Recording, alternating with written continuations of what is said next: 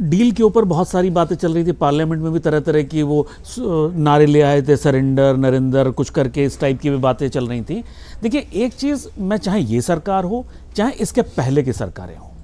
ना भारत देश कभी किसी के सामने कमज़ोर था, ना है, ना रहेगा। ये बात बहुत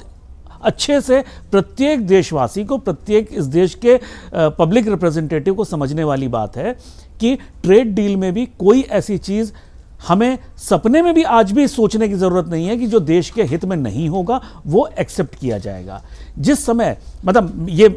एक जनरल परसेप्शन है कि मनमोहन सिंह को कमज़ोर प्रधानमंत्री माना जाता था, माना जाता है, उस पर यहाँ तक कि फिल्में भी बनी हुई हैं। उन्होंने भी न्यूक्लियर डील पे अपने देश के साथ कोई समझौता नहीं किया था। तो मैंने इसीलिए वो लाइन कही, ना भारत देश कभी इतना कमज़ोर था, ना है, ना रहेगा कि वो किसी दूसरे देश के दबाव में आके कोई समझौता करेगा। उसके आगे की अगर हम बात करें तो जो इस पूरे एपिसोड में जो विपक्ष का रोल रहा है वो ज़्यादा निंदनीय रहा है। उन्होंने, देखिए डोनाल्ड ट्रंप ऐसे हैं कि जो वो उनका हर घंटे पे उनका स्टेटमेंट और मूड बदलता रहता है। आप क्या कर रहे थे यहां से बैठ के, पूरा का पूरा विपक्ष, मैं सिर्फ राहुल गांधी जी को यहां नहीं बोलूंगा, पूरा के पूरे विपक्ष की यह हालत थी कि वो डोनाल्ड ट्रंप के स्टेटमेंट्स को सपोर्ट कर रहा है, चाहे वो ऑपरेशन सिंदूर की बात हो, चाहे वो ट्रेड डील की बात हो, हर चीज पे उनको आप मजबूती दे रहे हैं। आप मतलब अगर बिट्टू ने यह कहा मैं देश के विरोधियों के साथ मैं नहीं बैठूंगा, नहीं रहूंगा, तो वो कोई बहुत ज्यादा अतिशयोक्ति उन्होंने नहीं बोली है। अगर आप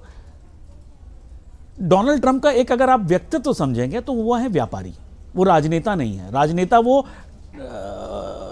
एक तरह से अगर पार्ट टाइम जॉब है उनकी, मेन उनका बिजनेस, वो एक व्यापारी हैं। तो उनका जो व्यापार करने की शैली होती है, आप कभी भी बाजार में जाते हैं कि हम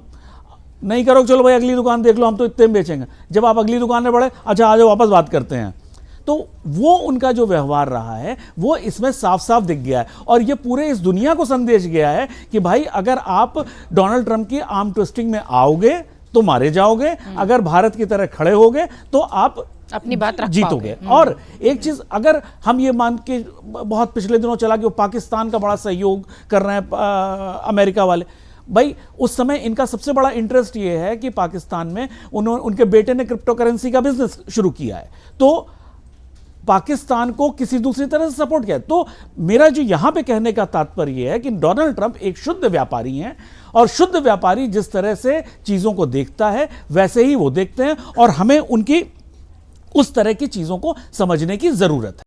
अगर आप ये वीडियो YouTube पर देख रहे हैं तो हमारे चैनल को सब्सक्राइब कर बेल आइकन दबाएं, और Facebook पर देख रहे हैं तो हमारे पेज को लाइक करें।